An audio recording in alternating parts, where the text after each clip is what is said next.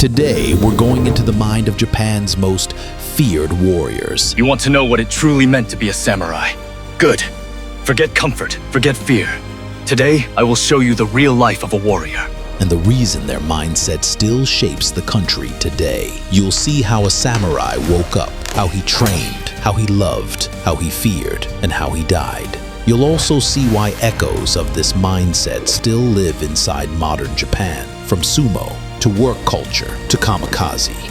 So sit back and prepare for an epic journey into the world of the samurai, because by the end of this video, you'll know exactly what it truly meant to live by their code, and whether you would have survived it or died by noon. Before we go any further, here's the truth most people never learn. Samurai weren't Japan's medieval soldiers. They were a ruling class, a political and military elite that shaped the country for nearly 700 years. They controlled land, enforced law, collected taxes, The harvest tax will be collected. settled disputes, led armies, protected clans, and executed justice. A samurai could be a warrior in the morning, an administrator at noon, and a judge by nightfall. They weren't just fighters, they were power embodied. For glory!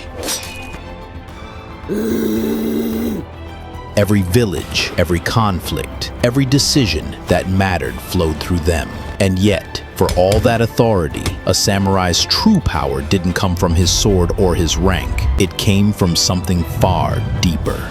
From the mindset that ruled his every breath, Bushido, the code that didn't ask who you were, only whether you were worthy. This wasn't taught gently, it was drilled into him. Bushido, the way of the warrior, wasn't poetry or philosophy, it was programming, rigid psychological conditioning designed to replace fear with duty, doubt with obedience, and identity with purpose. And to understand just how deep it went, listen to this. Fear is a disease. Doubt is betrayal. If my lord commanded it, I would slit my own stomach before sunrise and smile while doing it. A samurai does not belong to himself. He is a blade in someone else's hand. That's the mindset. Not romantic, not cinematic, not peaceful. From childhood, a samurai wasn't raised, he was forged. You didn't ask why. You didn't negotiate. You didn't hope for a different life. Honor mattered more than happiness. Duty mattered more than desire. And failure, well, failure had a name too. Seppuku, a ritual so sacred that dying correctly was considered the final proof that you were truly alive. This was the foundation of samurai life, a mindset built on discipline sharper than the blade itself. This is where the real story begins. Not with swords, not with battles, but with the mind that made samurai possible. If you had woken up as a samurai, your day wouldn't start with tea, stretching, or peaceful meditation. It would start with proof. Proof that your body still obeys. Proof that your mind is still sharp. Proof that discipline didn't fade overnight. Before sunrise, always before sunrise, a samurai performed his first ritual, measured stillness. He would kneel in seiza, the cold biting into his shins, the room silent except for his breathing, facing the direction of his lord's estate. Not to pray, to submit. Then came the inspections. First, the body. Hands steady, grip firm, back straight. A samurai wasn't allowed to slouch. Slouching showed weakness, and weakness was a stain that spread. When a warrior's posture collapses, his spirit follows. A bent back becomes a bent will. So we correct the body before weakness learns to stay. Next, the blade.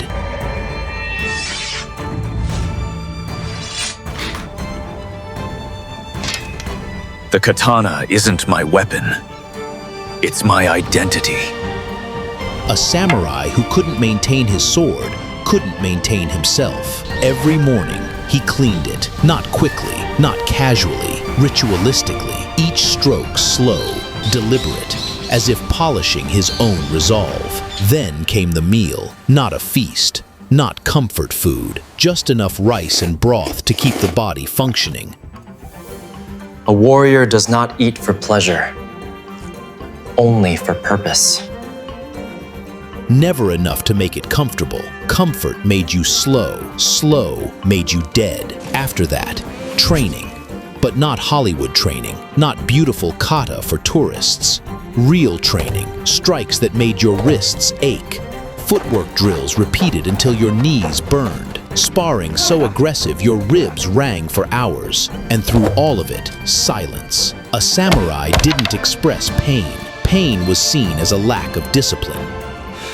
My master says a blade must bite before it learns restraint. So he strikes me until I understand. We train to erase weakness. Everything else comes after. When the morning rituals were finally done, the real work began. Samurai weren't just fighters, they were administrators, bodyguards, negotiators, spies. The movies lied. Most samurai battles weren't on battlefields, they were in rooms, negotiations, and political games where a wrong bow could start a war. And as the sun set, the rituals didn't end. You ended the day the same way you began it, with stillness. A quiet reminder that you controlled your breath, your body, your temper, your fate. Control is the last thing a warrior loses. When the sun falls, we sit in silence to see what is left inside us. If a man cannot master his own breath, he cannot be trusted with a blade. Many die in battle. More die from the chaos within. That control was everything. Without it, a samurai wasn't a warrior. He was a liability, and liabilities didn't survive long.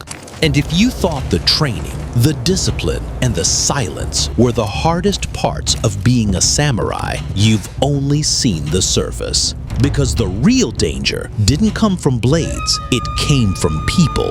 From hierarchy, from obligation, from politics sharpened into weapons far deadlier than steel. A samurai's greatest threat wasn't the enemy in front of him, it was the men standing beside him, above him, and behind him. Take a look. A samurai served his daimyo, his lord, with a loyalty so absolute it made modern loyalty look like a gym membership. Your time wasn't yours. Your victories weren't yours. Even your death wasn't yours. It belonged to the man above you, and he, in turn, bowed to the man above him, and so on, all the way up to the shogun, the most powerful human being in Japan, and the one man who could erase entire families with a signature.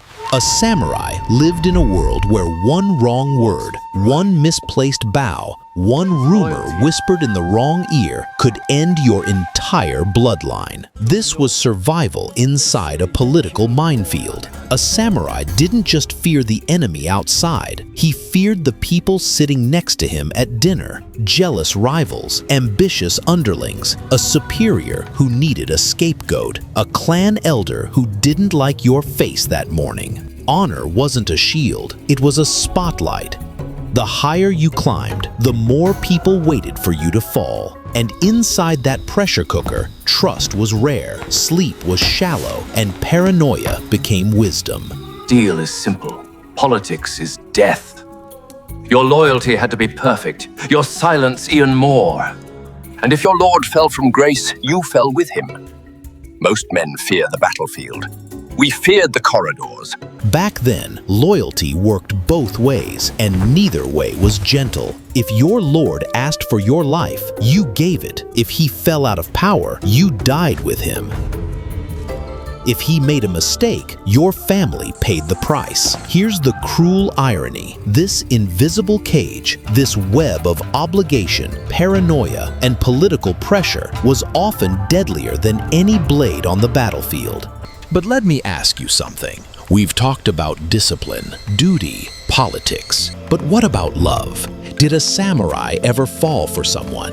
Did he ever let his armor drop, even for a moment? Did he ever get butterflies? Or was he too busy not dying? Because here's the part nobody tells you. A samurai wasn't trained for emotions. In fact, emotions were the one battlefield he could never win. For all the myths of honor, steel, and stoic perfection, there was one battlefield a samurai was never trained for: emotion.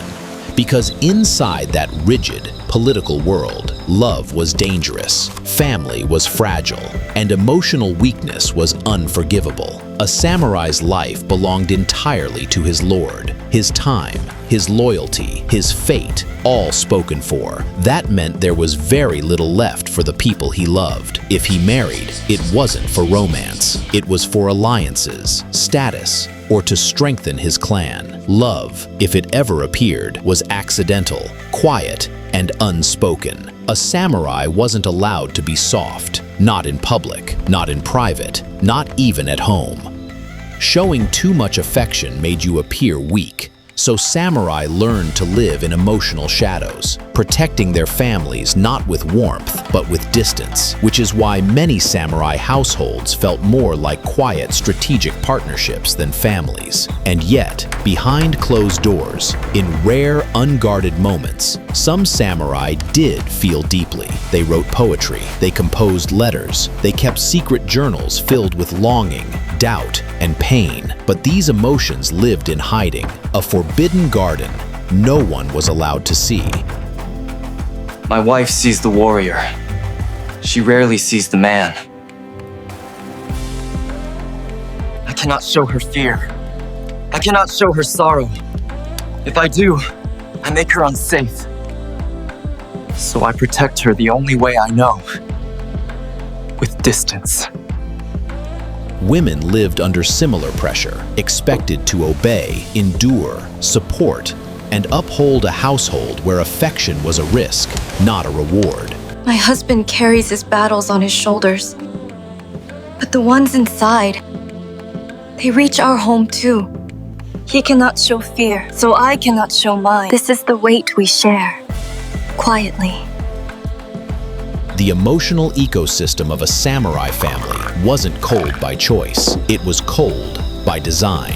This is the part the movies never show. Behind the armor, behind the discipline, behind the heroic reputation, was a man trained to bury every emotion that made him human in the first place.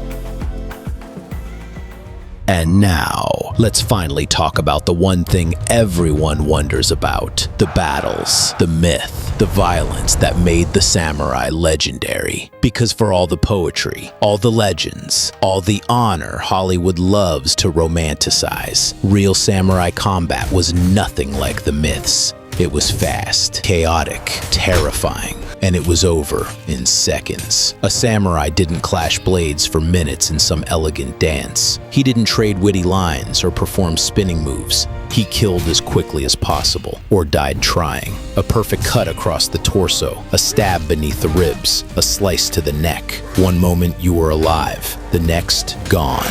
And samurai expected to die young. They prepared for death the way modern workers prepare for Monday, ritually, routinely, almost casually. Before every battle, a samurai would write a death poem, a final message to the world, composed under the assumption that he wouldn't return by sunset. Some even dressed in their finest robes under their armor, so their corpses wouldn't bring shame to their families. This wasn't fatalism, it was acceptance, a cultural contract with mortality. And yet, for all their readiness, death didn't always arrive honorably. Battlefields were muddy, confusing, smoke-filled nightmares, arrows, fire, screams, chaos. All the discipline in the world meant nothing when a stray spear or hidden archer cut you down. But there was one kind of death that terrified samurai far more than the battlefield: dying without honor. If you fled, hesitated, failed your duty, or even disappointed your lord at the wrong moment, your fate was sealed. And that fate had a name: Seppuku, a final, excruciating declaration that you preserved your honor even at the cost of your life. And here's the truth the movies never show. Seppuku wasn't poetic, it was gruesome, slow, agonizing, witnessed by others, performed with total composure. Imagine cutting open your own abdomen while kneeling in front of your superiors, and doing it calmly enough that your facial expression never changed. That was the expectation, because in samurai culture, dying well mattered more than living long. Tonight, I prepare my death poem. Tomorrow it may be read. If the arrow finds me, if the spear takes me, so be it. But if I falter, if I shame my lord, then my death must come from my own hand. That was the samurai reality, a world where courage wasn't optional, fear wasn't allowed, and survival itself was secondary to honor. And this obsession with self-sacrifice didn't die with them. It evolved. It resurfaced centuries later in ways the world still struggles to understand. This leads us into the final chapter, how the samurai mindset survived and still beats inside modern Japan. For a moment, you might think the samurai vanished. The armor is gone, the swords are in museums, the castles turned into tourist attractions. But the mindset, it never left. It simply changed clothes. Because modern Japan, the politeness, the pressure, the exhaustion, isn't separate from the samurai era. It's the descendant of it. And once you learn the 5 ways this ancient code still shapes Japan today, you'll start seeing samurai everywhere. In offices, in rituals, in silence, even in the way the entire country moves. The modern salaryman, the Kamikaze legacy, the Sumo stables, the culture of politeness, the national discipline. 5 places where Bushido didn't die, it just changed form. So let's break them down. And the first place Bushido survived is the one hiding in plain sight. The modern salaryman isn't swinging a katana, but he is living by a warrior code, infinite loyalty to the company, arriving before your boss, leaving after him, showing no weakness, working through pain, enduring silently, sacrificing personal life for duty. Tell a samurai your job requires your life, and he'd nod politely. Tell that to a Japanese salaryman, and he might already be doing it. Karōshi, death by overwork, is the modern version of a samurai dying on the battlefield. A different weapon, same code. And if you think that's extreme, the second legacy goes even further. The second place Bushido resurfaced was in the skies. When the world saw Japan's kamikaze pilots in World War II, they thought it was fanaticism, madness, brainwashing. But inside Japan, it made a brutal kind of sense. A warrior who dies for his master is honored. A warrior who sacrifices himself for a greater cause is remembered. The mindset didn't have to be reinvented. It was already there for centuries. The kamikaze weren't anomalies. They were samurai with planes. But if you want to see samurai discipline alive today, go here. If you want to see Bushido breathing in real time, step inside a sumo stable. Sumo isn't a sport. It's a surviving social system from the warrior era. Rikishi live together in strict hierarchy. They obey a master. They eat, train, sleep, suffer, and endure as a unit. In our stable, hierarchy decides everything. We wake when we're told. We eat when we're told. We exist to serve hand and to endure.